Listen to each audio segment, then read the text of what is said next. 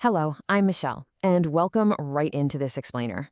If you're watching this, there's a good chance that you or someone you love is navigating one of the most profound, overwhelming experiences a person can ever go through, and that's losing a spouse. The grief alone is incredibly heavy.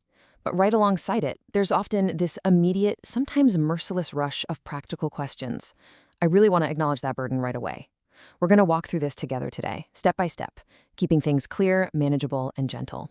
So, the very first question that usually comes up is simply, what happens to the house? If you're feeling a sudden panic right now or just facing a total barrage of questions, I want to completely validate that for you. Do I have to move? Can I afford to stay? Should I sell? It's entirely normal to feel totally overwhelmed by all these thoughts racing through your mind at once.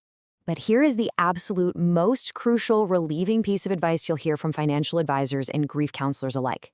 You do not have to decide right now. In fact, the conventional wisdom is to give yourself permission to wait. If your situation allows for it, try to give yourself at least a full year before making any major moves. Waiting is fundamentally important because time genuinely changes your perspective. It's like navigating a heavy fog. In month one, that early loss totally obscures your judgment. The grief just feels unbearable. But by month six, you'll find your grief starts to change shape. What felt like an absolute necessity in the fog of early loss might look very, very different once the dust settles. Waiting just allows you to make a choice that truly fits the new shape of your life. Let's move into our first area, Section 1, Legal and Financial Realities, specifically understanding your home's status. The very first thing to check is how your property was originally titled. Under what's called the right of survivorship, if you and your spouse owned your home as joint tenants with right of survivorship or as tenants by the entirety, the ownership passes directly to you without going through probate. So I want to reassure you, if this is the case, you already own the home. You literally just need to update the public records using a certified death certificate and an affidavit of survivorship. A local title company or an estate attorney can easily walk you through this. Now, there are times when probate is required.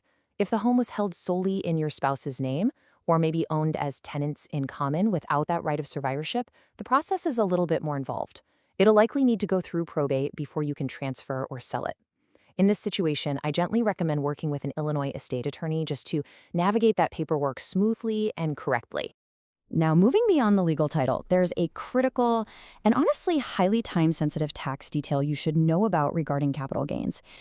$500,000. That number represents the capital gains exclusion for a married couple filing jointly.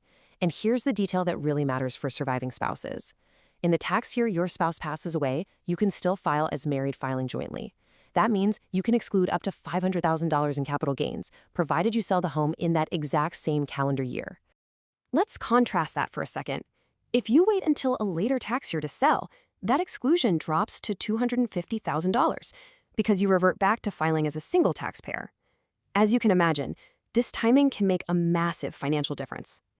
But please hear me on this vital point. Consult a CPA early on, absolutely, but do not rush your decision. A tax exclusion is never a good reason to rush a highly emotional, life-altering home sale if you simply aren't ready. It's just a reason to have an early conversation with a tax professional so you are fully informed of all your options. Okay, Section 2. 3 paths forward. Weighing your options when you are ready. When the dust finally settles, you're likely going to find yourself looking at 3 main directions most surviving spouses consider. You can stay, you can downsize, or you can sell and rent. I want to assure you right now that these are all equally valid choices. There is absolutely no shame and no wrong answer in whichever path you ultimately take. So let's break them down. Path 1 is staying for comfort and memory. The family home isn't just a financial asset, right? It's comfort, it's memory, it's familiarity. Staying makes complete sense if the home is manageable and affordable for you on a single income. For so many people, staying provides a deep sense of comfort and prevents feeling like you are enduring yet another massive loss. Path 2 is downsizing to reduce financial pressure. As time passes, a large family home can become a whole lot to manage alone. Moving to a smaller home, maybe a condo or a senior living community, can really relieve the heavy burdens of maintenance. And importantly, it can free up your home equity, which can drastically improve your day-to-day quality of life. And path 3 is selling and renting for flexibility. I want to validate this choice entirely. Some people realize they simply no longer want the responsibilities of homeownership at this stage in their life. Freeing up your equity and renting removes all that maintenance, it provides liquidity, and it offers wonderful flexibility. For a lot of people, this brings a sense of genuine, profound relief. This brings us to Section 3, the emotional weight, your home, your memories. Beyond the finances and the legalities, we just have to acknowledge how emotionally loaded the family home becomes. Every room, every piece of chosen furniture, the garden outside, they all carry heavy, heavy memories. And we really have two very different but equally valid ways we react to those memories. For some, staying in that space is a source of deep comfort, a way to feel close to the person you loved. But for others, it might become a source of daily pain. I want you to know that finding comfort or finding it way too painful to stay are both completely human, perfectly acceptable responses. So the crucial point here is making the choice for you. Please avoid deciding out of guilt or what you feel you're supposed to do.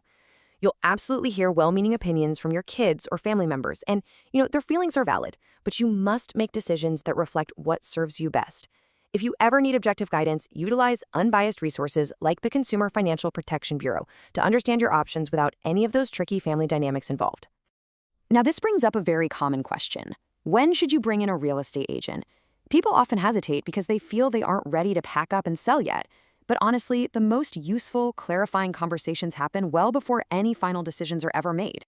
As a senior real estate specialist, my role is just to help you understand your home's current worth, what the local market looks like, and what your equity position is. Because when you're armed with that information, you have clarity. Having this conversation early on means there is absolutely no pressure and no timeline. It's simply about giving you the tools you need so you can decide clearly whenever you are ready. I want to leave you with this deeply important thought. There is no right answer on timing. There is only the answer that is right for you. Losing a spouse isn't something you simply get over, but it is something you can find your way through, step by step. The family home will sort itself out, and the timing of these practical decisions is entirely in your hands. Finally, please remember that you do not have to figure this all out alone. Whenever you feel ready to explore your options, I'd love for you to visit our free resource library at Michelle Williams Homes. I have guides waiting for you there on downsizing, aging in place, and so much more. Take a deep breath and take your time. Because when you envision the next chapter of your life, what does home really look like to you? Thank you so much for joining me for this explainer today.